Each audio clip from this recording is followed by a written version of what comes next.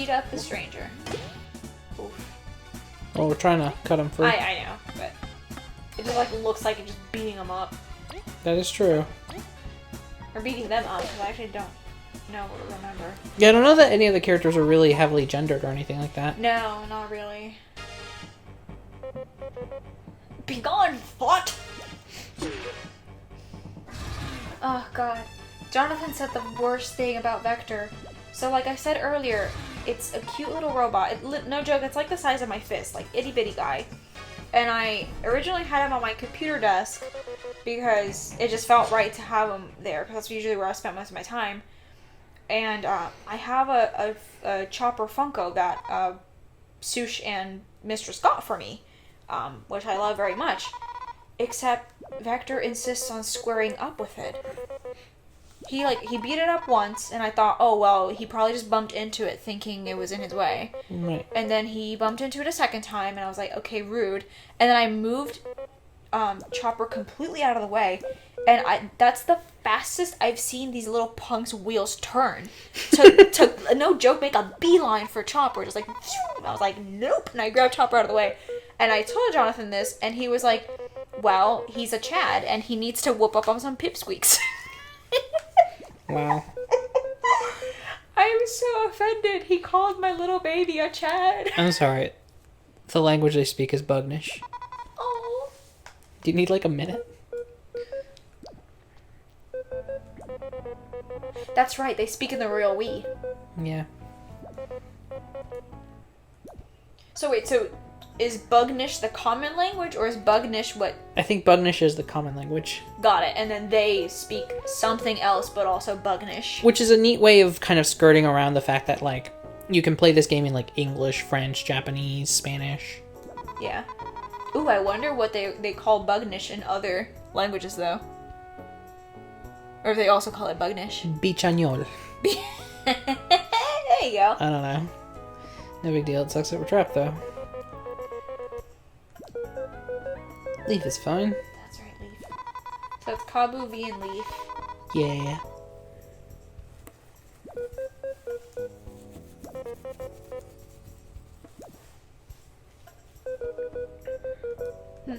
We have little choice.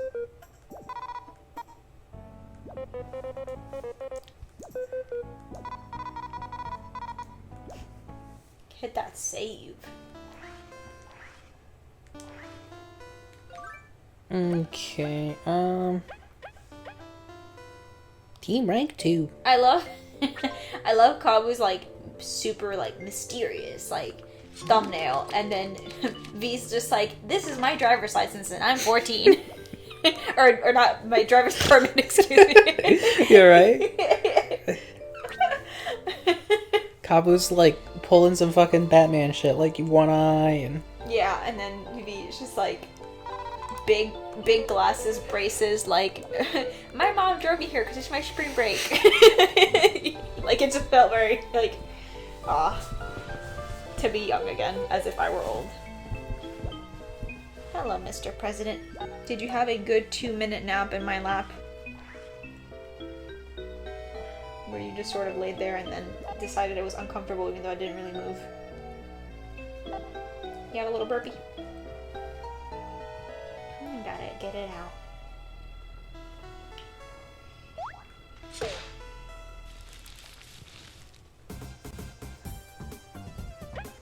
What Oh, are God. these boys? Oh. Zombie ant. That's right. They're. Yeah. We talked about this. They're like cordyceps. Yes. They're the cordyceps. And I actually, as I've talked about before, I have a biology degree. That makes it sound like I'm trying to be like, look at me, I'm so smart, I'm biology. No, I went to school for that. And so in one of my classes, it was like, pick a species and talk about it. And so a guy in my class talked about cordyceps specifically because, you know, The Last of Us. Which I asked him, I was like, was it because of that? And he was These like, things and he was like, oh, you know about it, you know. So it was like a low-key gamer girl comment, but he was nice, so it was fine. But like,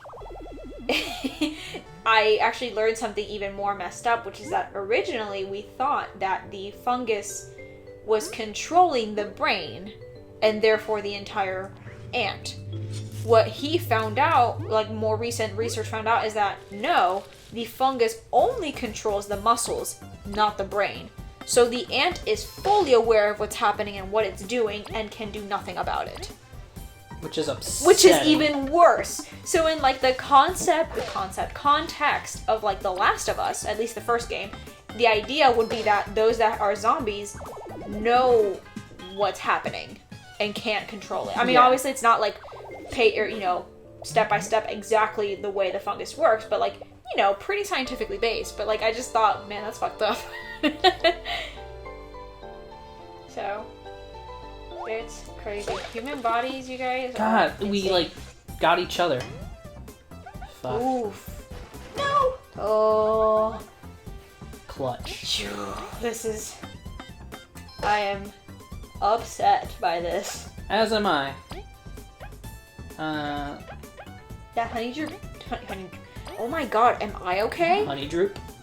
What is wrong with me? That honey drop. I guess I was trying to go honey dewdrop. That's what it was.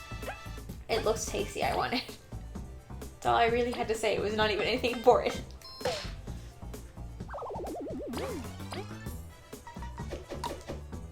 Yeah, that sucks.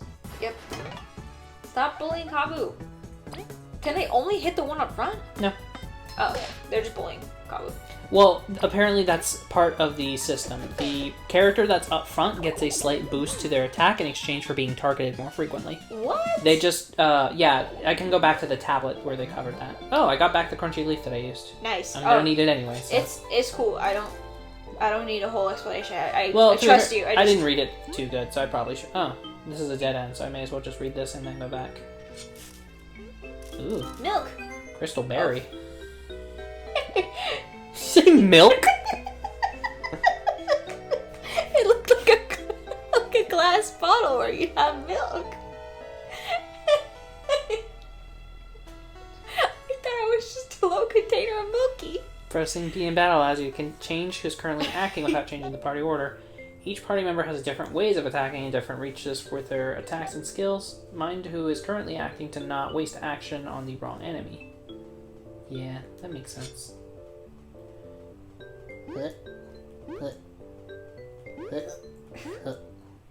Just our default. Yeah, you can switch your party order during battle using the strategy flower. Whoever's in front receives a bonus to attack power. Got it. In return, that said person is attacked more often by enemies. You can't switch if someone has exhausted all their turns. Gotcha. Okay. So like, it's neat, complex combat. Yeah, no, it is. Just more than the past couple Paper Mario games, can say. Ooh, get fucked. Get him. Like actually, apparently, Color Splash had complex combat, but like cumbersome complex combat. Got it. And also, one of the common complaints is like, okay, you go through the trouble of a fight, you've gained practically nothing because all you really get are coins, and you have spent coins. So like, what's the point? Why did you do all this? Is there a god? No. Am I not allowed to laugh? No, apparently. Tay says no. Mr. President gets upset. Oh, okay, there we go. You're in a more comfortable position. That means you're not so close to my laughing box, so you don't have to get all upset. I love the noise when you hit 0. I know it's not good for us, but I just enjoy it. Hey, be cool and lie down. Yeah, V needs like an attack power boost or something. Like I get that his or her, their beamering isn't like boosting or piercing beamering. damage. Yeah. So like that's part of it, but like man, it's our first badge. Yeah. Good on us. I say as I don't even have a controller in my hands. Well, but you know, this is our journey. Oh, can we just not fight that one? what if I do that to him? Fuck him clean up. Yeah, even though he's not on his back. Oh. He's on his back out. No, I just remembered the... my back. God. Yeah. How depressingly giggly. Jonathan was telling me about a patient. I don't even think it was his patient. It was his friend's patient because he now does travel nursing with a friend. And the patient, every time they were talking about their back pain, they would, because they're a bit confused because they're older, but also I think they're on, they might be, withdrawing from an opioid addiction, which is upsetting. But every time they talked about it, exactly every time they would just go, my back.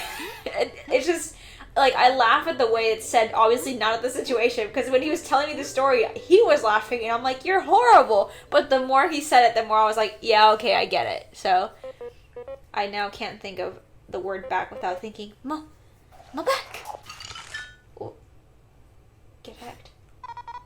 Murderino. Ancestors. Oh! Stupid game for stupid people. We're stupid people. Oh, for sure. No, I love that. This is new. I love it when people are like, oh, bitches go out and buy the newest Pokemon game and then play it for 48 hours straight and then love every single second of it. Me, I'm bitches. Like, I just love that meme. And I just said that because that was me. Because I, probably obvious, I'm on break.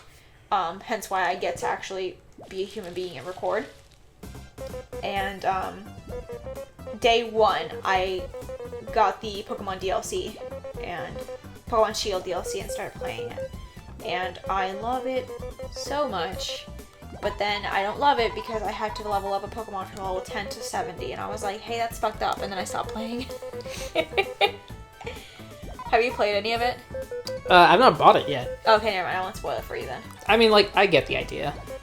I mean, the legendary this time. I mean, I have spoilers for anybody else who hasn't played it. The legendary, you have to like evolve it. Yeah. Which I wish I had known at the beginning of me exploring the island because I did a lot of capturing and a lot of exploring. So by the time I got the legendary, I'd done most of the exploring and capturing and filling out the Pokedex. And they were like, yeah, this thing is cute and level 10 and you gotta get it to level 70. And I said, oh no honey. And I only had so many rare candies and experience candies to get it to like 35. And I was like, good enough. So I might go back to it at some point, but...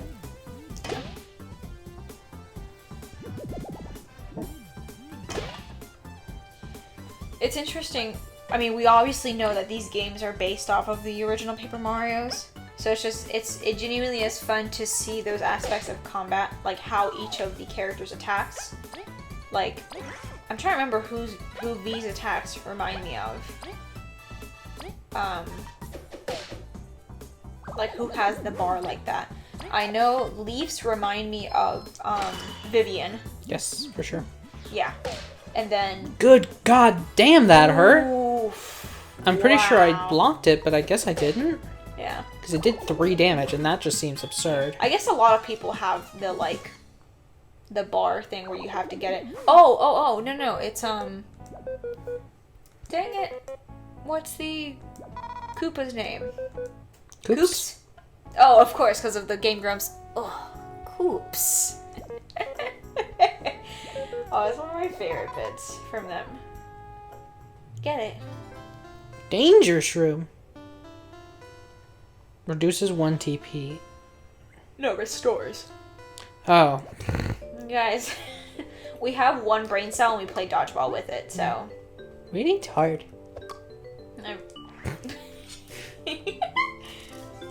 Hey, rude. I laughed and... Frozen Mr. enemies Person can't be huffed. stunned, but can be climbed on or used to hold switches. You may not be able to stun them, but you can use them to your advantage. Like the peasants they are. Oof! Eep!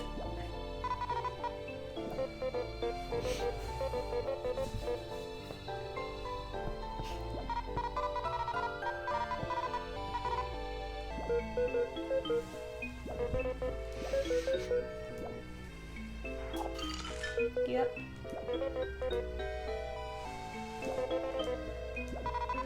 Mr. President, my legs hurt. I'm a jock now, you see, and I work out. I have injured my legs. Oh, he just curled up more. Money. Money. It's a good song. It's a good show. As you guys know, we're sluts for McElroy content. And so, the podcast that Sydney does with her sisters, Taylor and Riley, they actually did an episode on Adventure Time. And it was really interesting getting the perspective from, like, Riley, who's watched it start to finish, like, once or twice. And then Taylor, who's watched, like, a good chunk of the episodes. And then Sydney, who's like, I watch whatever episodes my daughters want here and there, so I only know so much about it. But it was really interesting hearing them talk about it and also talk about the things they liked and then pointed out.